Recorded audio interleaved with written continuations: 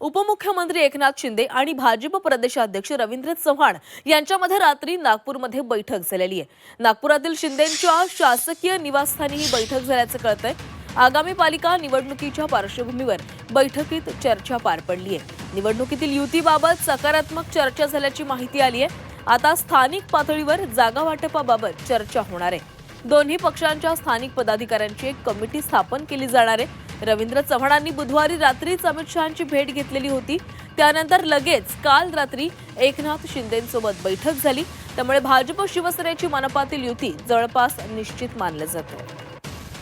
आणि या संदर्भात अधिक बोलूयात, आमचे प्रतिनिधी कपिल राऊत आपल्यासोबत जोडले गेलेले आहेत। कपिल, गेल्या काही दिवसांपासून रवींद्र चव्हाण आणि शिवसेनेमध्ये काहीशी नाराजी होती, कारण भाजपमध्ये जे अंतर्गत इनकमिंग सुरू झालेलं आहे त्याच्यामुळे ही नाराजी होती। मात्र काल जी भेट झालेली आहे या भेटीनंतर महायुतीमध्ये म्हणजेच भाजप आणि शिवसेनेची युती होणार हे जवळपास निश्चित मानलं जातंय।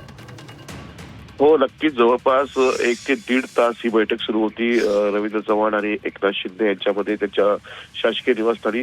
आणि ह्या बैठकीत युतीबाबत सकारात्मक चर्चा झाली असं समोर येत आहे।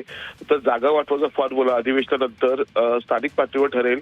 त्याचबरोबर स्थानिक पातळीवरती जे नेते मंडळ आहेत त्यांची एक कमिटी तयार केली जाणार आणि जागा वाटपावर चर्चा केली जाणार। सर्वात महत्त्वाचं म्हणजे एक कमिटी तयार केली जाणार, जो युतीतले वाद असतील किंवा मग जागा वाटप फॉर्म्युला असेल तो त्याच्यावर ठरणार आहे।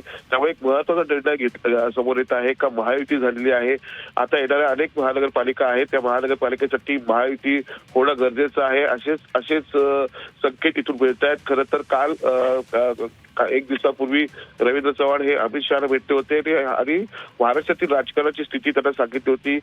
त्याचबरोबर 2 दिवसापूर्वी जे युतीतले नेते यांची बैठक झाली होती आणि ह्या सर्व बैठकीचं स्वरूप म्हणजे काल रवींद्र चव्हाण आणि एकनाथ शिंदेची बैठक झाली आणि काल शिक्कामोर्तब झालेला आहे महायुतीवरती।